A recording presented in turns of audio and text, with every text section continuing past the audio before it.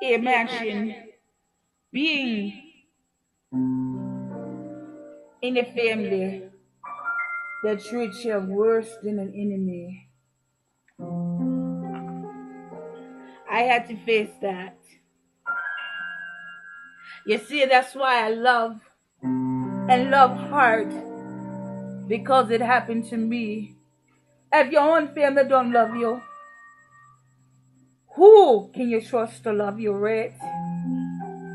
But it hurt so bad that she did me this way. I give her all I had. I moved next door to her. She gave energy too. I'm so grateful that she took my children, and I'm not ungrateful. Please don't get me wrong.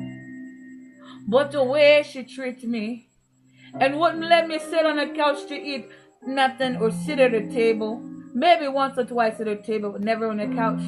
I had to wait until the whole house leave to even order to sit on her furniture. And she didn't want me to be in her house when she was gone usually. I had to find other places to go.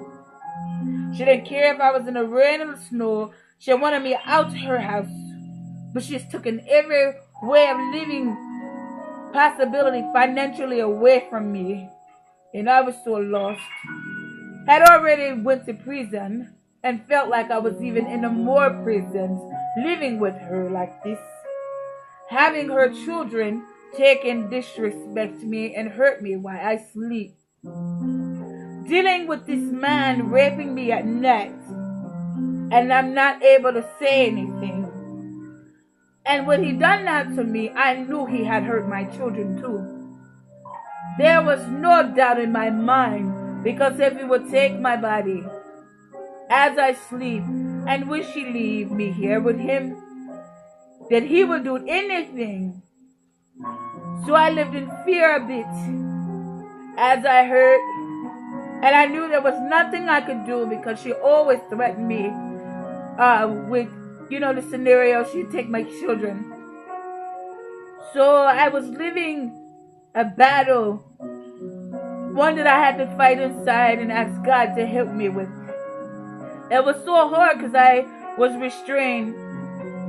I was diagnosed with being bipolar, which to me, all people who are gifted are diagnosed with that.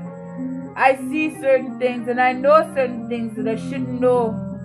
I was born with a veil over my face. I'm a very gifted woman. And she treated me like a child, and I didn't like that. She told me I was dumb and I crazy and a stupid ass. And I'm not none of that. I'm smarter than she knows. So I finally moved out of her house, and I moved next door. She allowed my children to come stay. It was the most happiest moment in my life. All I wanted to do and all I strived to do was to be a good mother to my children. So I took care of my children. She finally gave my income back, and I was most grateful. I didn't have a lot when I moved. She gave me a few items, but she would never give me something that was nice. It was worn usually. She'd help me with food and things for the children. And she was trying to be supported as she could, somewhat, but there were always a hidden agenda too. It was always what she was going to get out of it, so to speak. She was more than good to me concerning the children. She provided. He stole the children clothes, and he'd give them things. Yes, I will not lie. And it was just hurt, and my heart just hurt. I knew that one day, because the way God told me how it was, that something was going to happen. It was bound to happen at this point.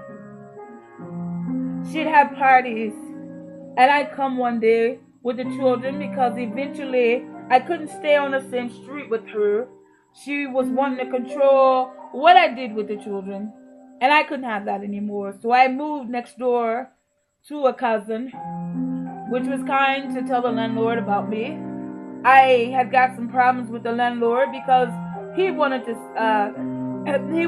take and just be different with me. I won't say how, but he was treating me differently. It was her landlord that I got the apartment from at the particular time. And it just didn't work out, and I moved to because of that. And she wanted to know my business of how I paid and stuff to the landlord. So I stopped paying at many times is what I did because he didn't fix certain things and stuff. I wanted a new rug and I couldn't get one. So I said, I'm not gonna live here no more. Um, I'm not gonna live here no more. Um, at that particular time. So I didn't move. I didn't move. Now, know that my children were still in her custody at the time. They were still in her custody. And I was fighting to get my children back. So I was working towards my goal. And eventually my kids did come home to stay with me for good, which that did happen. And I was most happy. Part 6 in a minute.